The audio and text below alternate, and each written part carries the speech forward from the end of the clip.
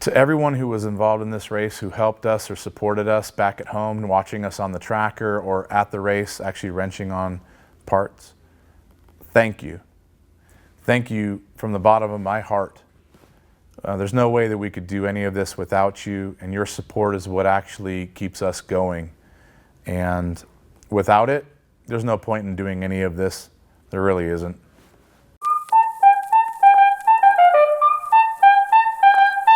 All right, first day of pre-running, we're all set to leave Ensenada, and we're gonna be in San Felipe tonight. It's about 185 miles. We've got the Blooms, we've got my brother and Brian, we've got Rich Williams and Jeff Day, and then of course we've got Chase behind that camera right there, slowing us down every single chance that he can freaking take.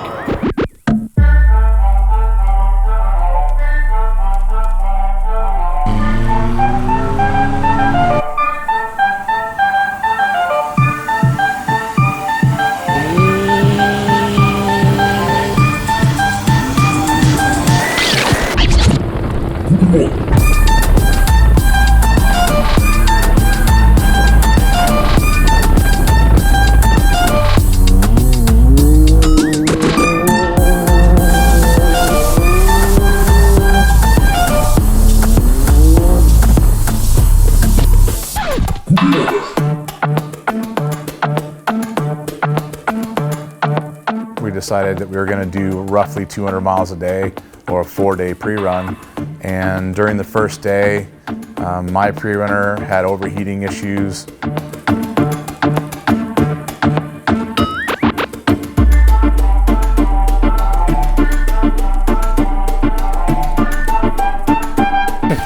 out it wasn't just a seal, it cracked a weld. Yeah. And so that cracked weld, we got to weld that bitch up. Make it work. When in Rome.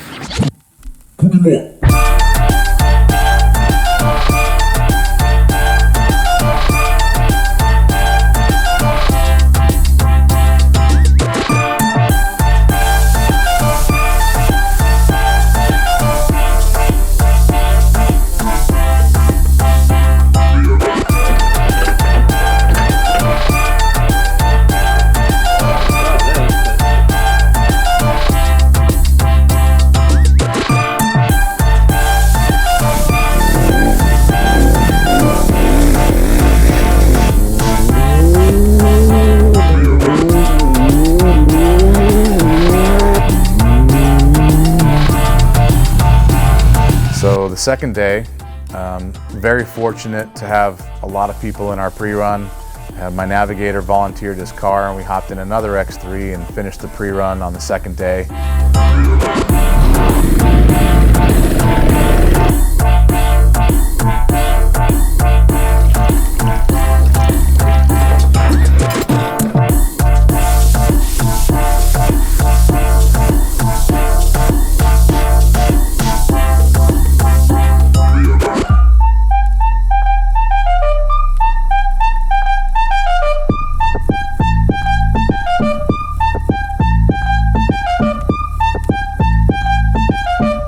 So right now we're in the back lot over at the Mission Hotel in Catavina, roughly race mile 480.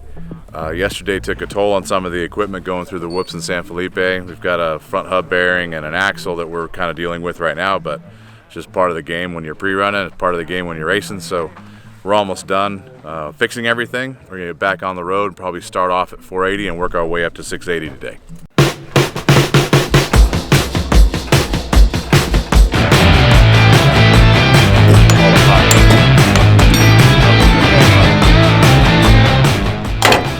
Oh. Very easy. Andy, Hey, good morning. how's the bad kitty holding down? Oh, she's doing amazing. Everyone else is working on their stuff. What's going on with you? Oh, just tinkering. Yeah? Getting her ready for another good day in the Baja.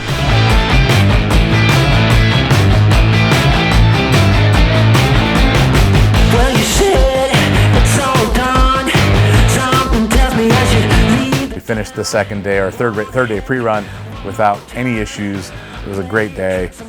Got to a decent hotel and had a good night and a great morning. And it was actually the first morning that we started our pre-run on time. Out of the corner, down in the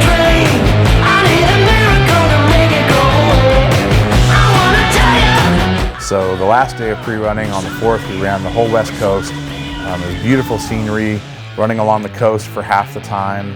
Most of the race course at that point was fast, and our speeds really picked up, and we were able to run the whole remaining portion of our pre-run and get a lot of information and find ways around rough spots.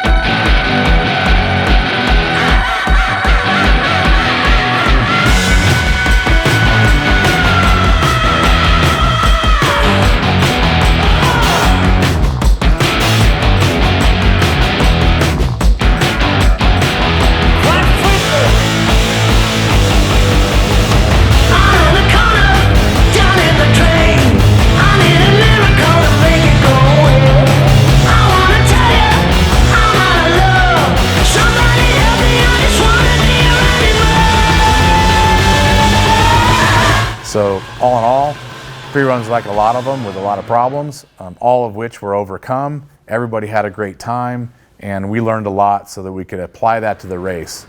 Mainly, the things we learned were pit strategy.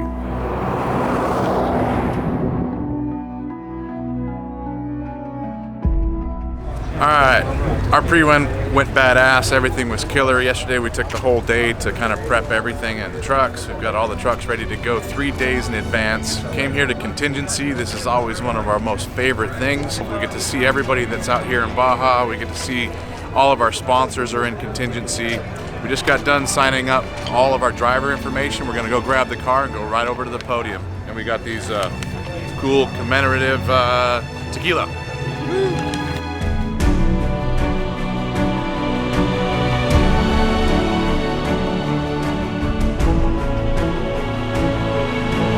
All right, well, today's race day. It is Friday, and we're basically just kind of wiping the car off. We've done all of our prep work. There's really nothing left to do except for put our race suits on and get over to the starting line.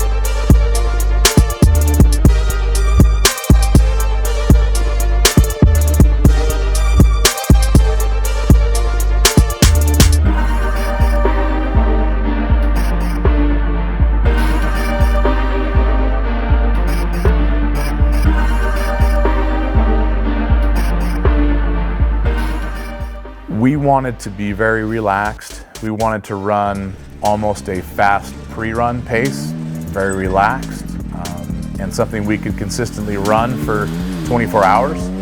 We didn't want to run too hard. We didn't want to push the car too hard. We didn't want to push ourselves too hard. We might get past running that pace, but it's a long race. We figured that more the tortoise than the hare was a better strategy for this.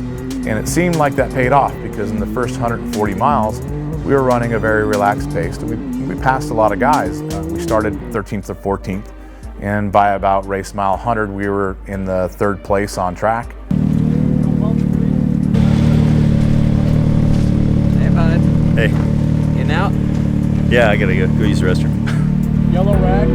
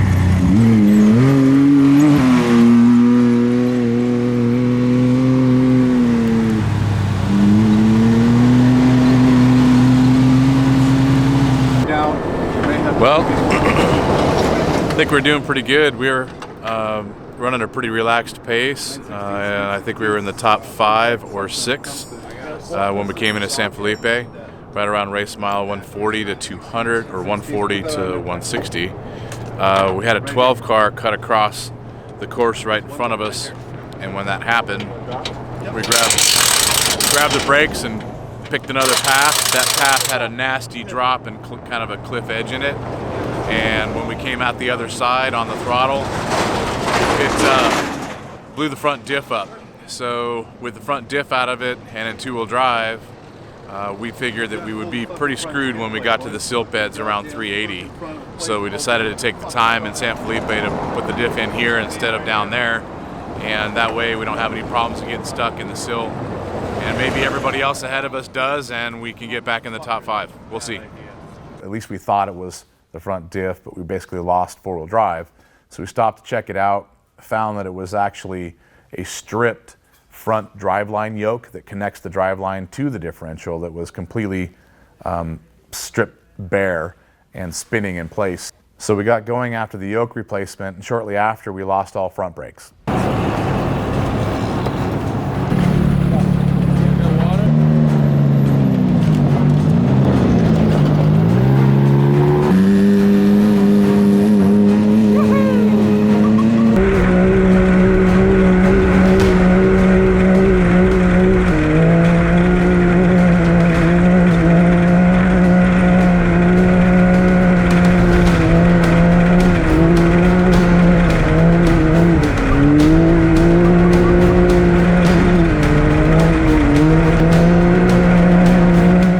Nighttime, we ran from race mile 205 to 535, and that section was nonstop silt, nonstop rock.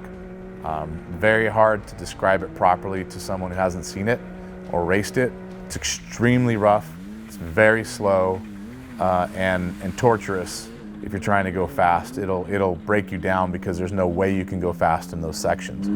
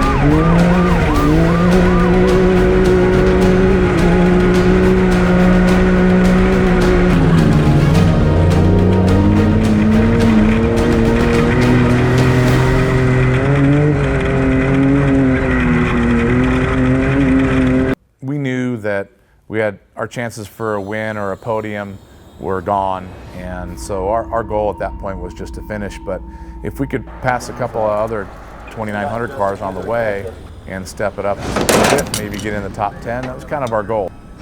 Well, we're here at 5:35 after a long night of little mishaps. We've had a little differential collar issue, and then they ravaged through the night and got us all the way up to 5:35, which they should be here any minute. We're going to splash them full of fuel, do a couple of checks on the lug nuts and the shock bolts that were changed. And we're going to change co-drivers and put Rich back in the car. We're going to give Justin a little bit of enthusiastic talk. We're going to say, all right, we're almost there, and we're going to send him down the road. I watched Darrin.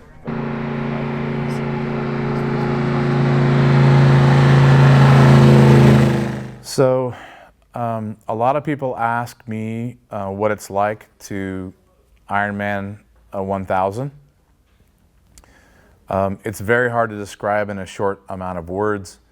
If you've ever taken your streetcar and you've done an all-nighter to go drive to family in Texas from California or it doesn't really matter where you're headed, but you take your car and hit on the freeway and 24 hours later you're somewhere and you've done it the whole time yourself.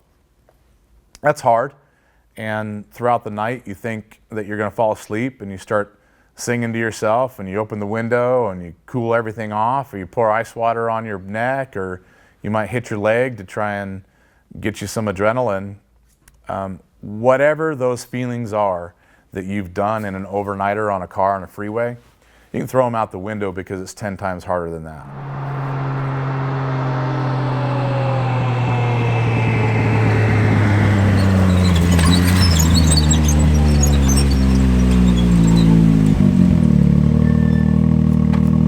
I think I'm pretty good, other than I lost the catheter a couple hundred miles ago, so I'm getting out of the car right now.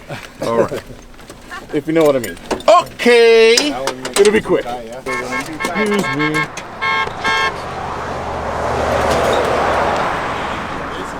So the idea of the car failing wasn't even in our mind.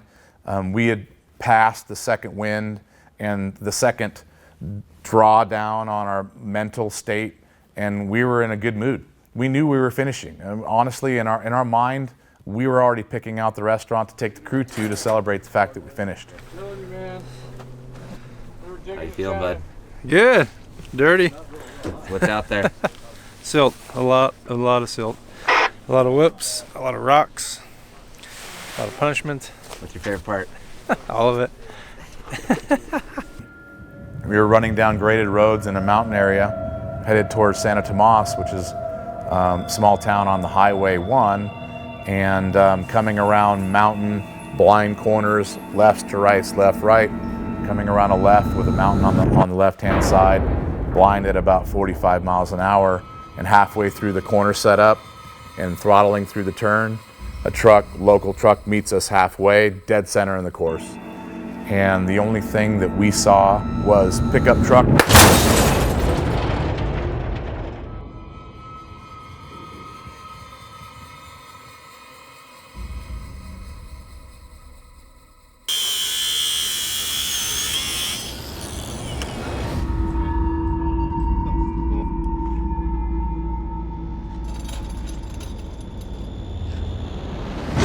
The original officer said everything's going on the hook and going impound and everybody goes to jail, and he was pointing out that it's a SCORE funded event. We pay to race on the street, that we have the insurance for that, and they're requiring a SCORE official. That's why I asked you if you could get a SCORE official, because until the official showed up, we were going to end up in jail.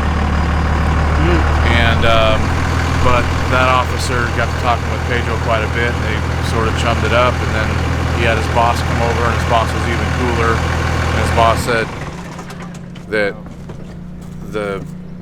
the guy that hit us, it's his fault, that he's actually going to be arrested for injuring his wife. The wife in the back seat, her face had gone forward into the back of the headrest of the front seat, and she broke her teeth in her jaw. So when we got settled after the crash, meaning like crash, what's going on, okay, you start thinking about what to do. Rich got out of the car to set up stop sticks for other racers coming down the course so they didn't hit us. And then I got out of the car with the first aid kit and tried to help the lady in the back seat. And with contacting Stella and SCORE Ops, we got ambulances up there. The first ambulance actually had a flat tire as it pulled in, so they called a second ambulance. Our chase crew got there within 10 minutes because they were only a mile and a half away, and they administered first aid to the lady who was hurt. But we decided to stay there until she was taken away in the ambulance and okay. Her kids were okay, her husband and friend were okay, and then we ended up staying there until the police arrived. And that was a long process because the first officer that came to us didn't want to make a decision as to who was at fault, so we called his supervisor.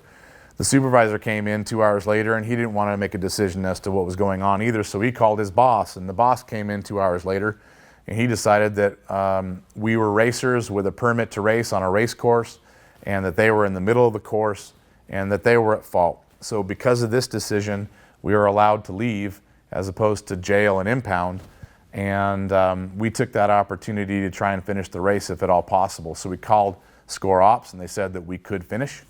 So we did everything we could to do that.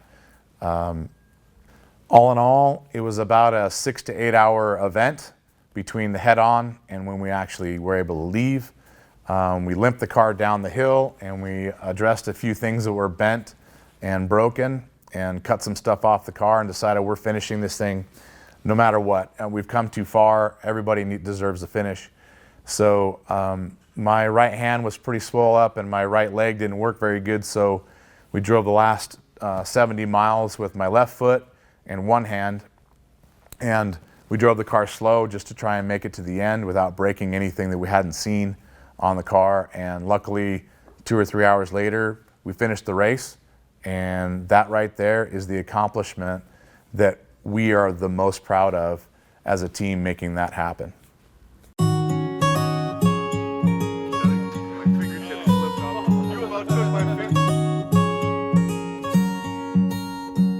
I know that you're curious, I know that you're strong, but life can be furious and things can go wrong. You go, we're better off tomorrow, but who knows if we get joy or sorrow. And he still doesn't lift.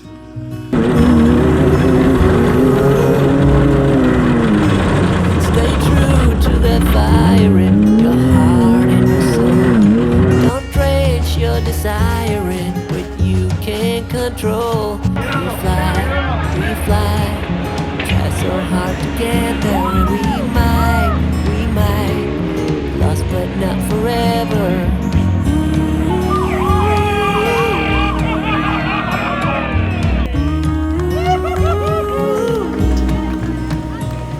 There's things in life you simply need to know. But tolerate and trust and letting go. It takes a bit of suffering, sleepless nights and wandering, before you make it safely to the end. And I'd like to thank my wife for supporting what I do. So during this race, there were many times where we felt like we couldn't continue with the car, or there was no way we could fix it, or why bother it continuing if we're this far behind. But every single time our team rose to the top and fixed the problems and told each other and helped each other to continue to finish the race. And if you ask me what I would change from this race going forward, obviously I'd love to take back some of the component failures. Pretty much that was just a driveline yoke that led to other things. So I might change the yoke going forward, but there's not a thing I would change about our team. There's not a thing I would change about the car. The car proved itself, its prep finished the race, and our team proved itself. It fixed every single obstacle that was thrown in front of it. And so for those reasons, I'm not going to change one thing about our team. I think it's spot on.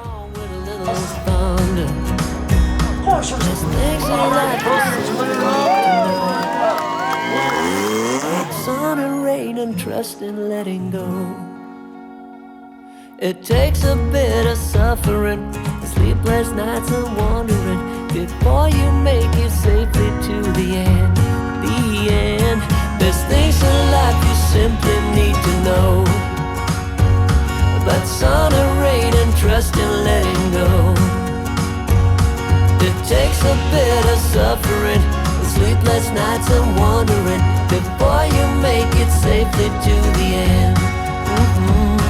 Before you make it safely to the end. The end, the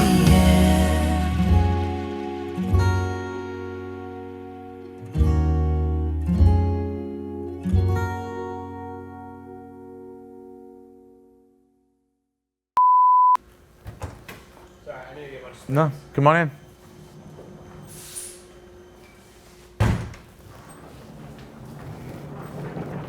No, you're good, dude. Oh, well, thank you very much. Shop fluffer right there.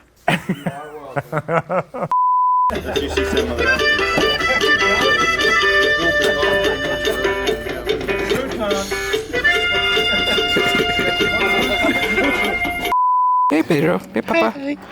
Hi son. How are you doing? Fine here, working. Are we almost finished? They're fixing the cars. Go to prerun. Yes? Yes. You're the best. Go. Bye. Rich, what do you do with this? You put boots on the axles.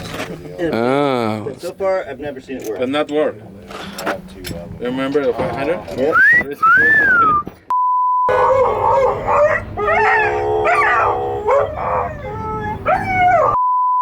Baja,